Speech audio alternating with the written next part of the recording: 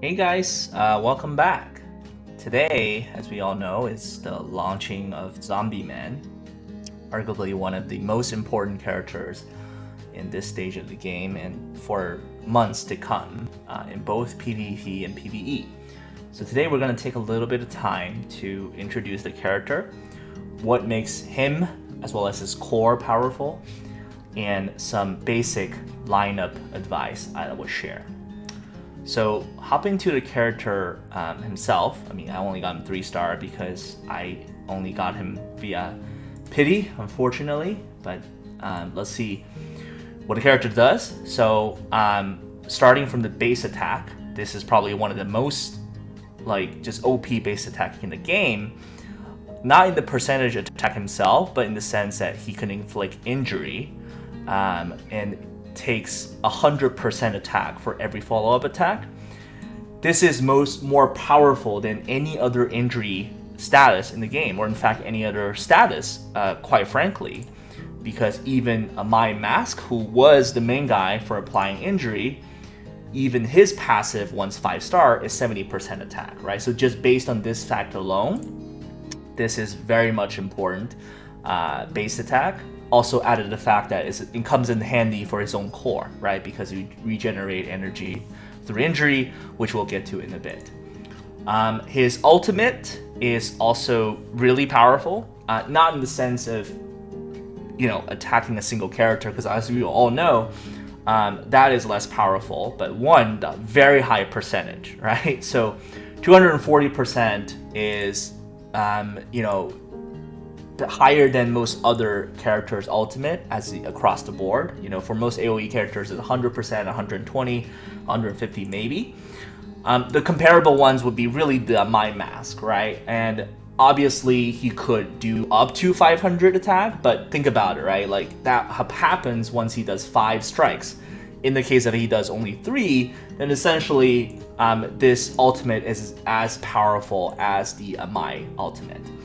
We wouldn't, directly, or should I say both of them have a place in the PvE team, but this ultimate by itself is very powerful. And very, very importantly, it provides the heal, right? It heals equal to 100% attack, which is also incredibly, incredibly helpful. Because, for example, one of the only characters that can do AoE heal, which is King, even after upgrading his ultimate, it would only heal 65% attack, right? And if it weren't for that, I think for a base one, let me see, it would be even lower. I think it was like 50% or something. Yeah, so like the only other character that can heal the entire team only does 50%, or best case 65%, but this guy does 100%, right? So also extremely, extremely powerful ultimate. And look at this passive, right? After taking fatal damage, once he can rise up, regeneration, which is, basically the more OP version of unyielding, you can imagine. It deals bonus damage equal to 60% attack, which is unblockable by shields, remember? And up to 4 times, right? If you limit break to 5-star, I think it's almost up to 5 times. This makes this absolutely a must-have in any type of PvE content where you need someone to tank it all, right? I think, as indicated by just the huge jump in damage after people getting Zombieman, you can see how powerful this ultimate is. But this is even the most part, right? Check out his core. He's also a core character. Every single core character in the game, in general, is like much more powerful, or I guess higher value than non-core characters. But his also is one of the most powerful cores in the game, right? Starting with how it gains energy. So it can gain energy from injury or internal injury, which Zombieman's own base attack can apply, right? But also tons of other characters can do that, as well as tenacity, which also a ton of character can do. For example, Deep Sea King, right? He could generate shields himself, right? Doesn't even need any active stuff. Tank Top Master obviously can generate shield, or Darkshine, whose base attack can generate shield, right? So very easy ways to acquire energy and become 4 energies per turn. That's extra. as we'll get into later into the game, we'll progressively find out that energy point is one of the most important factors in PvP, even probably more so than speed going forward, because sort of Zombieman's era essentially marks the end of Child Emperor era, which is the one-turn kill type of teams, right? Like you have everyone go full blasting all at once, right? The sort of the Child Emperors of the world, Metal Knight, the Atomic Samurai, Golden Ball of the world, that is officially gone because, well, for one, Zombieman himself can survive for however many turns, but also his advanced effect allows the entire team to recover 4% HP, right? Whenever a character acts. So that is at minimum 24% HP. But in practice, it's actually a lot higher. Why is that? Because one, as the majority of characters eventually will get healing buffs from their own talent, right? For example, this one at top level increases 5%. And also importantly, if you go to the core, the Research Institute, there's so many cores that actually provide healing rate, which just adds the heal to a ridiculous amount, right? Like if you look at Dr. Genius, heal rate 3%, heal rate 3%. That's like what, 6%, 12%. I mean, another 20%.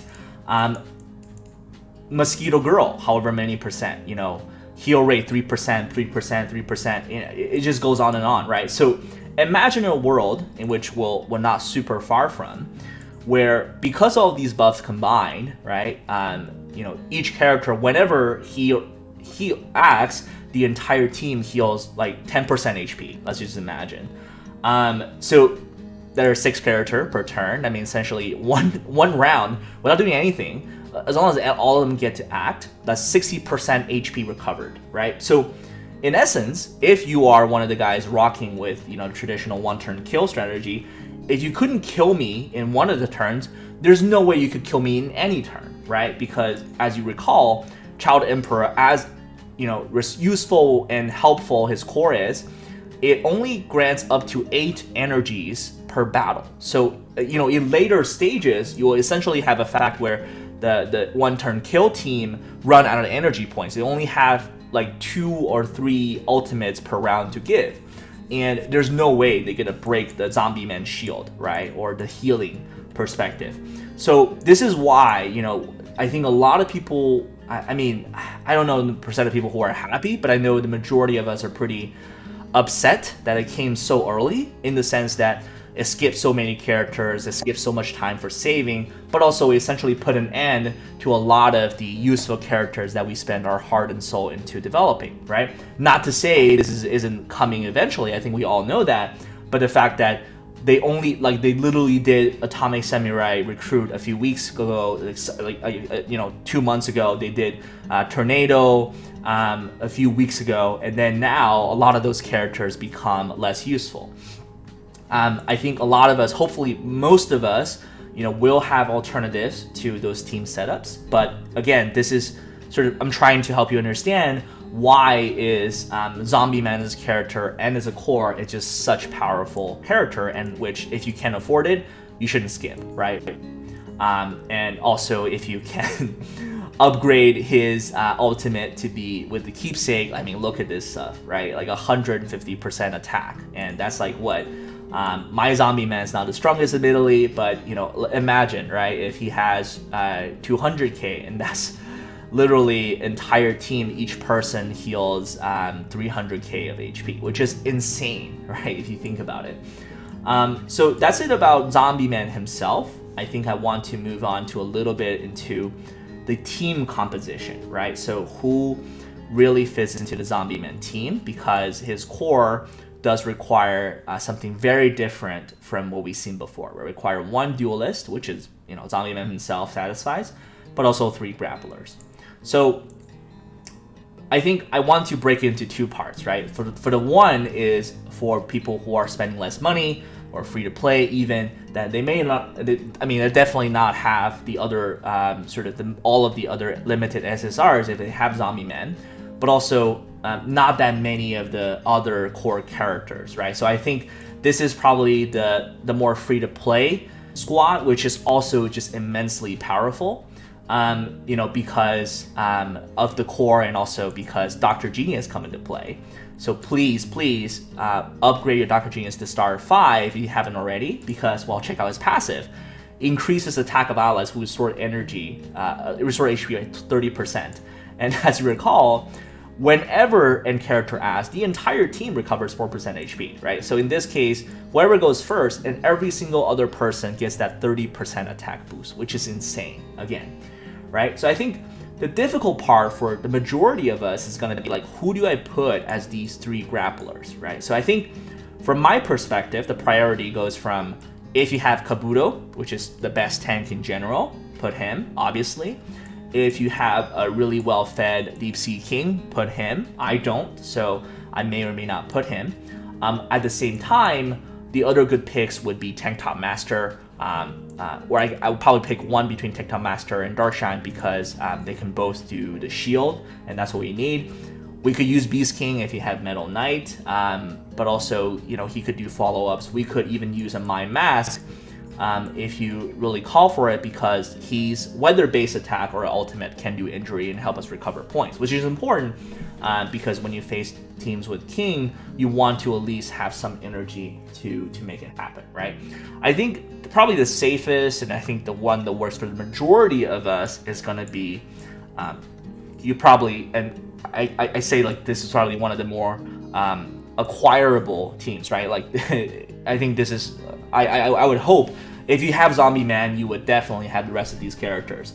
So the 3 picks would be probably Tank Top Master, a Mind Mask, or a Beast King, right? I would probably put another tank over a Mind Mask or Beast King if I have them. But again, this is the basic of everything. And let's test it out, see how it plays.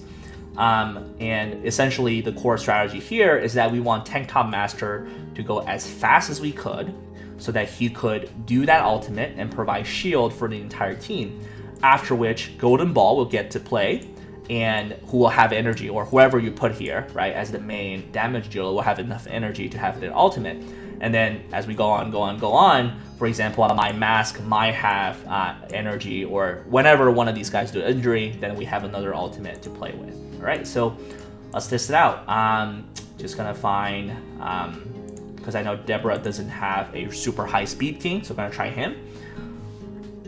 This is how it would play out, right? So we have Tank Top Master goes first, and as you notice here, because I have shield, we have covered 2 energy, so we have now another chance for ultimate, right? And then Amai goes, okay, so now we cover another 2 energies.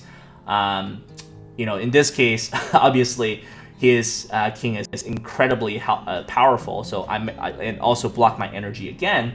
But in the case of, let's say, if my next character, Zombieman, is closer in speed to Amai, then I get another ultimate off, right? But this is essentially how sort of the basic lineup would play, and this is, I would say, that works for the majority, if not everyone, who has Zombieman. Obviously, if you have Kabuto, if you have DC King, replace the Amais, replace the Deep Sea Kings. It requires the Beast Kings with them, just because they're much more powerful in terms of PvP content.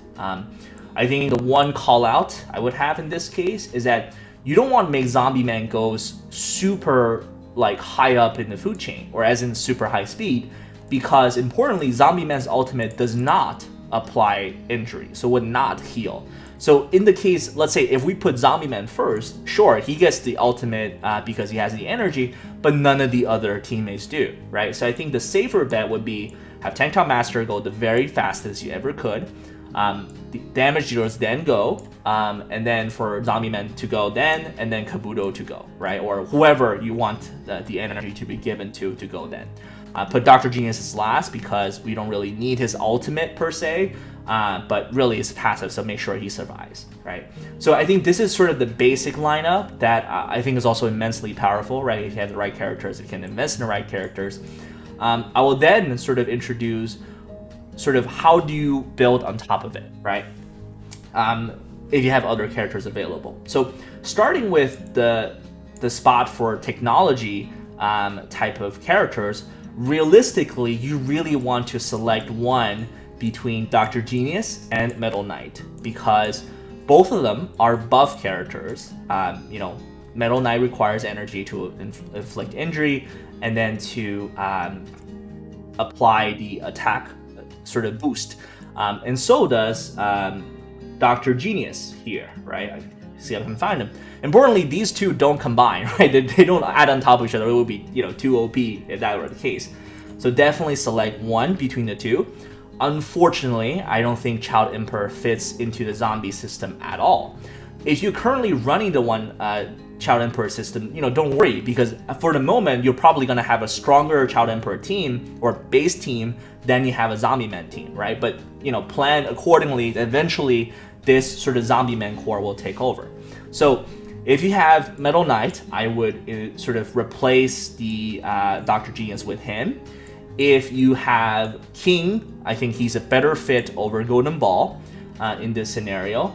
What you can also do, if you so called to be, it'd be like, okay, if I really want to, I could technically put Samurai and Golden Ball, but you want to make sure you have enough energy to do the trick, right? So, but essentially what you want is, because we satisfy the 3 grapplers requirement already, in this case, you can fairly go creative. I would say the strongest possible lineup is that you have Metal Knight go first. I would even replace Tank Top Master with someone else, maybe let's say a Beast King, right? So let's picture Metal Knight go first, right? Have all the injury applied, and then King can go, and while Beast King does sort of the follow-ups, and while we have enough energy, then Zombieman does base attack, and then Kabuto gets to essentially recover energy and go again. So let's try that out and see how it plays out. We're probably gonna go for Deborah again, sorry, just because you don't have a very high speed king. But let's just see how this plays out, right? So Metal Knight goes first, right? Applying however many injuries there is, and then recovers energy. So then King, or wherever you put there, does his ult. In this case, I have a pretty fed King is my most fed character, so obviously he's very powerful in that sense. And then going forward, Zombieman does a base attack, right? In this case, because sort of we already had injury, so we don't recover necessarily, but on the round 2, we'll be able to. So yeah, this is essentially how it plays, right? So obviously Deborah didn't get to attack quite much in this game, but even if he did, you can imagine how basically my team becomes full health very shortly after that. So I think this is pretty much about it, right? Again, just to recap, if for more of the basic free-to-play lineup, I think you would want Tank Top Master to go first, to apply shields, and then to give energy to whoever you want to go next to attack. In my case, it could be Golden Ball. Or if you have more characters, just try to replace, Metal Knight, Dr. Genius, and so on and so forth.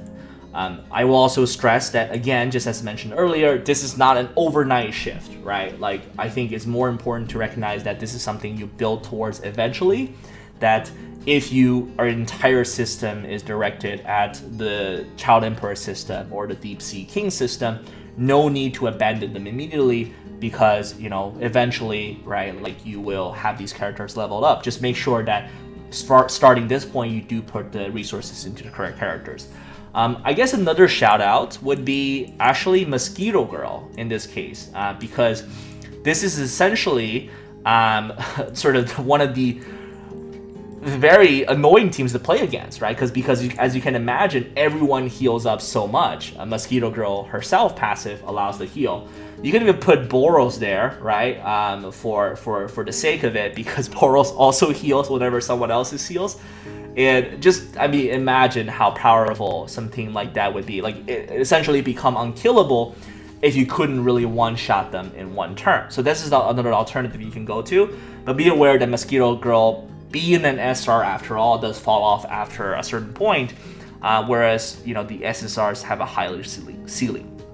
So I guess the last point to talk about is that the gear recommendation. So who I would put like on Zombieman as the gear. I would say, if you belong to more of this category, or any teams that you think is, your win condition is based on your healing and the energy team running out of points, energy points for you to continue attack and then sort of to remain on the lineup, then definitely put Suit on Zombieman to help him recover himself, but also to reflect some more damage, right? If you are going the, let's say, not necessarily one-turn kill, but you're going for the burst damage, right? Let's say if you put Golden Ball in the lineup instead of the others, then you'll probably want to go Primal, right? Primal for Zombieman, just because you want to do more attack, and because Zombieman's ultimate is a single character skill, then it does a lot of extra damage too. This also goes for King, the team teams, because this is also about burst damage, right? In essence, you can imagine this team as being, their 3 grapplers are just there for the buffs, for recover energy, right? To stick on the longer. Zombieman just there to do base attack and to recover and to just stick there and make sure that he stands. Essentially, you have one spot, right, for your number one sort of the top damage dealers, whether it be Golden Ball, Atomic Samurai, or King, whatever of your choice. Okay, so I think this is about as much as about it, and this is the part 1 of the video. I think I will also try to do a part 2, just because I know for the majority of us, 180 black tickets is fairly unachievable, especially as a lower spender. I mean, for God's sake, I had to rely on pity for 3 times in a row at this point, so I'm running out of tickets myself. But I think on that video, I tried to spend a little bit more time discussing the various ways you can save gems and sort of what is the saving target you want to aim for per month. All right, stay tuned and let me know if you have any questions.